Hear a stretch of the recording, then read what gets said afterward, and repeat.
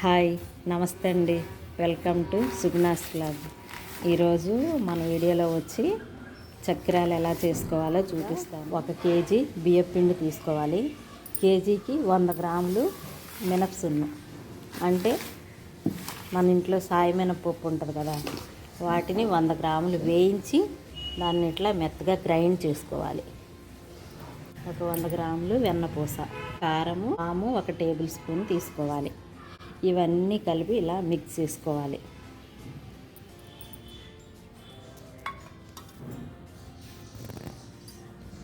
ఇది కూడా వేసేయండి అత్తయ్య, సున్నేసేయండి.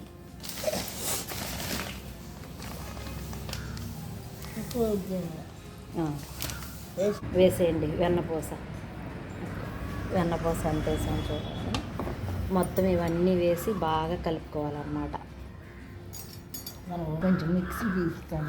అన్నీ వేసుకొని ఇట్లా కలుపుకోవాలి.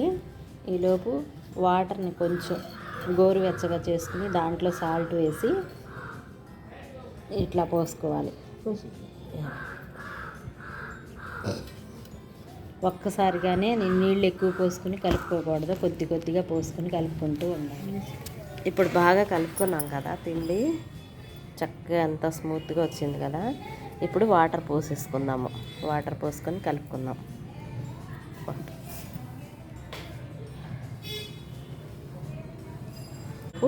స్టవ్ వెలిగించుకుని బాండీ పైన ఆయిల్ పెట్టుకుందాం. మనకు సున్నుండలు ఎంత కమ్మటి వాసన వస్తాయో ఇవి కూడా అంతే కమ్మగా ఉంటాయి అన్నమాట. తినేటప్పుడు చాలా బాగుంటాయి.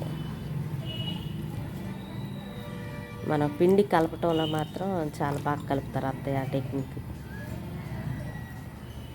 పొడి పిండినే ఎక్కువసేపు కలుపుతారండి, బాగుంటుంది ఆ కలపటం మాత్రం. దానివల్ల మనకి మొత్తం గుల్ల లోపలంతా బోల్గా ఉంటుంది.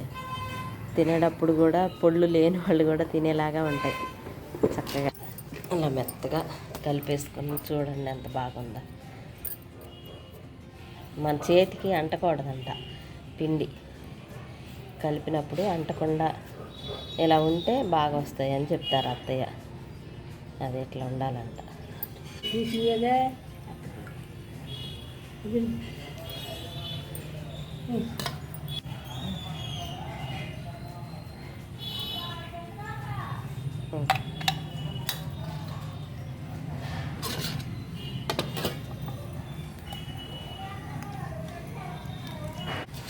ఇలా నొక్కుని ఇలా వేసుకోవాలి.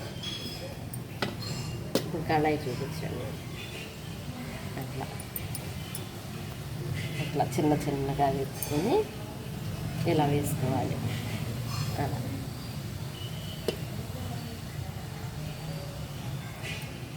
ఒకసారి గిద్దలో పెట్టుకున్న పిండి 3 టైమ్స్ వచ్చిందన్నమాట. అలాగా ముందు ఇది మాత్రం బాగా సిమ్ ఏం అక్కర్లేదు. ముందు హై ఫ్లేమ్లో పెట్టుకొని నూనె బాగా వేడైనాక మిడిల్లో పెట్టుకుంటే చాలు. సిమ్లో పెట్టుకుంటే యాగవండి.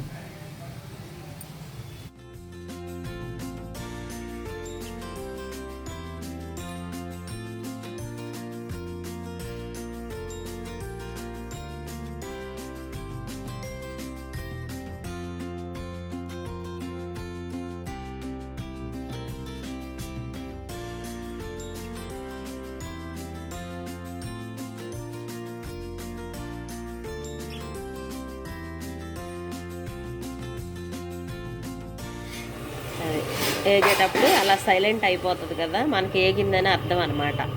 ఇప్పుడు తీసేసుకోవచ్చు. చూడండి, ఇప్పుడు నూనెలో నుండి ఏగిపోయినట్టు మనకు తెలిసిపోద్ది. ఇలా తీసేసుకోవడమే.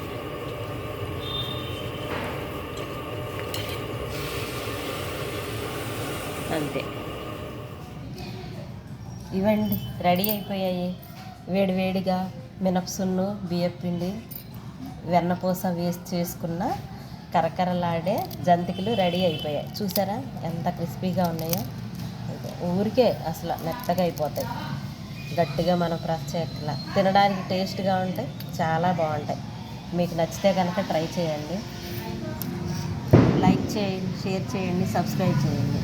బెల్ ఐకాన్ నొక్కితే నెక్స్ట్ వీడియోలు వస్తాయి. నెక్స్ట్ వీడియోలో పెట్టినవన్నీ చూస్తూ ఉండొచ్చు మీరు. ఈ రెసిపీ కనుక నచ్చితే లైక్, షేర్, సబ్స్క్రైబ్. బాయ్, ఉంటానండి.